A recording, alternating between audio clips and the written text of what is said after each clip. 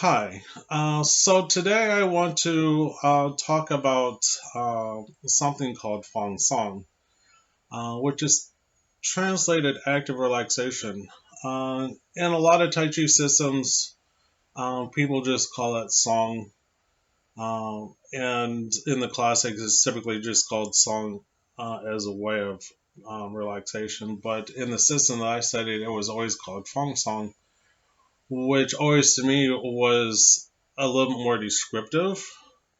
Feng Song, basically active relaxation. I mean, there's been all kinds of debates about this, about what it means, and people say it's more than just physical relaxation. I've come to believe that Feng Song has two general categories to it. One is about physical relaxation, the other is about the mind, and more specifically about brainwaves, about learning how to um, alter the particular brainwaves that are active at a particular moment in time. And again, I will, in time, go into more depth with the two general categories of what I see as Feng Song. And in upcoming posts, I will discuss the theory of this. I will show practical applications um, from the things that I know. The Hunyuan Tai Chi system that I studied had a wide variety of independent systems in it. Um, what I would consider Tai Chi proper, which is what people call the Shishan Shi, the 13 skills. And then you had like the moving routines, and what I learned was the first and second routine of Chin style Tai Chi, modified forms or derivative forms of the more traditional aspects of those routines coming from the Chin family. Also, Hunyuan Tai Chi, Chan Qigong, Hunyuan Qigong, it is kind of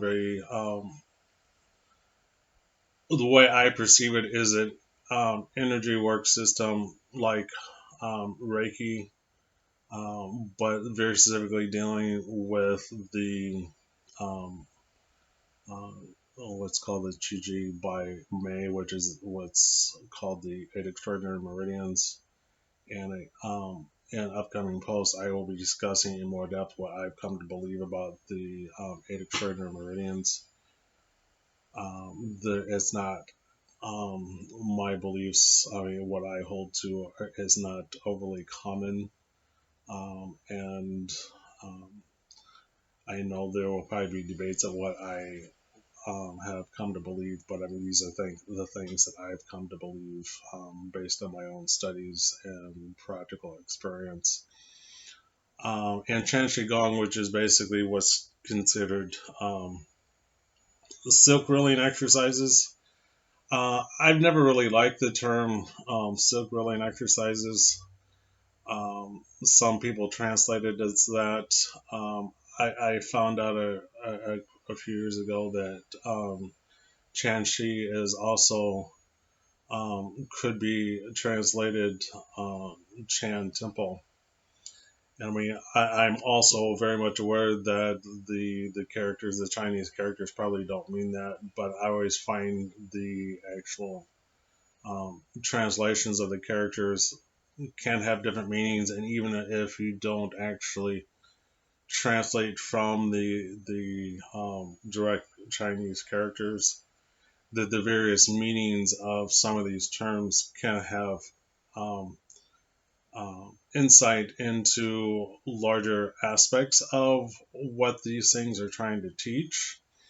And the thing that, I mean, I won't get into it too much here, but calling your system Chan Shigong or Chan, oh, if you want to call it Chan Temple Shigong, I found out that there is actually another Qigong system that's coming from, I believe, the Shaolin. It was called Chan Yuan, which is basically meditations on circle, moving in circles. So, I mean, I don't really know if there's any direct relationship to that, but I mean, the brief things that I've seen about that, there does seem to be at least some indirect relationships between what that system does and what Chan Qigong does. I pose different questions based on what various meanings of these terms are. So, in a way, that's one of the ways I have come to develop my system, not based on the actual characters themselves. I mean, I do look at that stuff and I learn a lot that way, but I also try and find out what other meanings the Chinese words can mean, and to see if there's any implications, and take off those implications into various directions based in other things I know about Tai Chi or Qigong or the healing arts, just to see where it would go, just kind of mind thought exercises, just to see what I can come up with. And it's like, I know it's not traditional Tai Chi, it's not traditional Qigong, but these are my insights based on what I know, and from the things that I've studied. So it's like, it is what it is. I know there will be people who like what I have to say, and there are people who won't. That's fine. I don't. It doesn't bother me in the least. Um, so to get back to Fang Song, um, with the various components of Hunyuan Tai Chi that I've studied, um, to really express and to share what I've come to believe about Feng Song, I will discuss some of the different components coming directly from Tai Chi itself, and from some of the different Qigong systems that came out of Hunyuan Tai Chi and from Grandmaster Feng, and the things that I have um, learned either directly through my teacher or through translations of interviews and articles, and the books that I've read that have been translated from Grandmaster Fong. I really wish there could be more that could be translated, and maybe in time that there will be.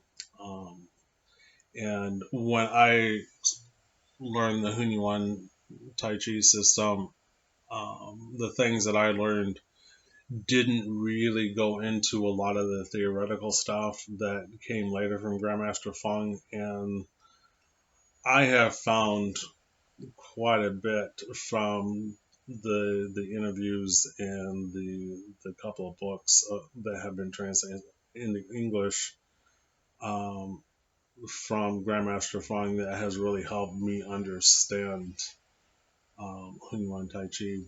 But Feng Song, active relaxation, um, I will be showing in various posts. I will share different exercises, different ideas, theories, perspectives on this, and demonstrating it. And especially, I want to show the techniques to give people who watch these posts various ways to relax.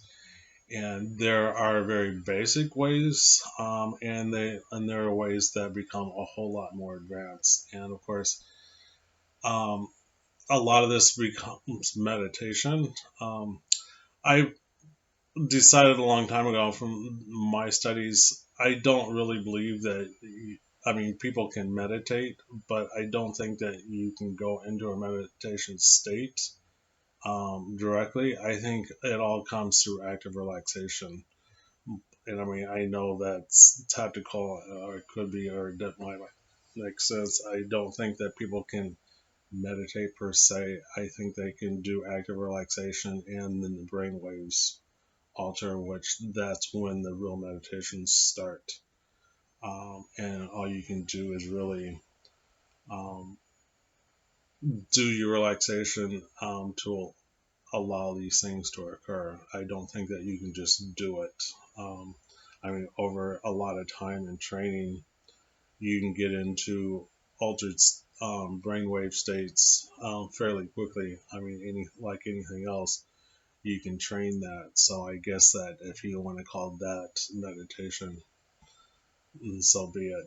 Um, but I mean, I think the process is, um, I think meditation in some ways is the end state where the active process is what I would consider Fang Song. And there are those, I've heard a lot of teachers over the years say that on many levels, Tai Chi, I mean, Tai Chi is a lot of things, but on some fundamental level, Tai Chi is strictly active relaxation.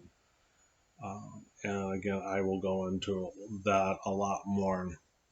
Um, so it's just like, in some ways, Tai Chi is um, a meditation on active relaxation. It's a meditation on moving in circles and spirals. Um, so,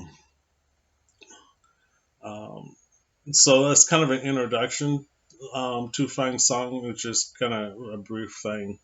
But I will go again in upcoming posts. I mean, there are going to, I mean, I know in the things I'm introducing a lot of different ideas, concepts that are going to play an important part in what I want to share.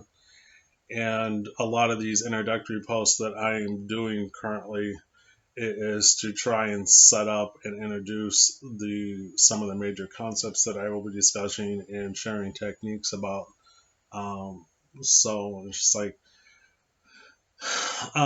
active relaxation is at the very heart of the therapy that I practice. And when I work with people doing massage or other forms of therapy, active relaxation is at the very heart of what I do. Um, and um, it's um, it's the fundamental aspect. Um, and when, if you want pain relief or any other things, it really comes from active relaxation, whether I'm doing it or I'm sharing with my clients what they can do to help. But it boils that down. And relaxation is not something, I mean, you can do it, but I mean, to really become good at it, it's a learned skill. And that is a part of a big part of what I want to share. I mean, it all.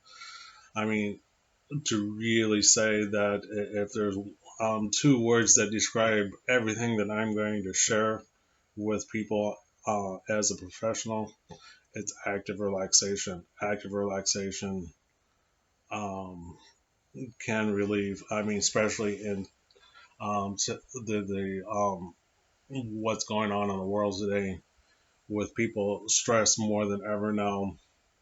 The thing that I think is needed, we don't need a lot of, I mean, we can talk about details and we talk about complex theories and everything else, but it really boils down to uh, people need to learn how to relax.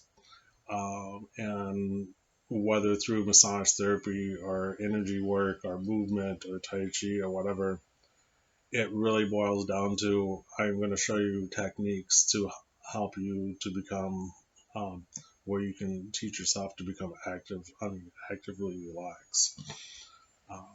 So, so I think that's about it for now. Kind of just rambling on about these things, but it's just like I'm just trying to give you a basic idea of um, general concepts that play fundamental things, or to give you a brief overview of the things that I am wanting to share. And again, these are things that um, I have been studying for almost 30 years, and trying to break these down to brief components or brief aspects, to really start breaking it down to individual steps. So the people who are interested, um, to hear what I have to say, or to learn from me, or to get different therapeutic work from me, to give you some idea of where I'm coming from and what I do. So, I mean, there are some other introductory stuff that I will be discussing, but I mean, a lot of what I will be sharing are techniques to give you some ideas, to show you individual things, or to share massage techniques, movements, as methodologies of teaching you how to relax. And in the larger scheme of things, in the larger context of what I call classical Tai Chi Qigong, there is an overall structure that will actually teach you a lot of different skills, but active relaxation is at the heart of um, classical Tai Chi Qigong. So I will see you next time. Thanks.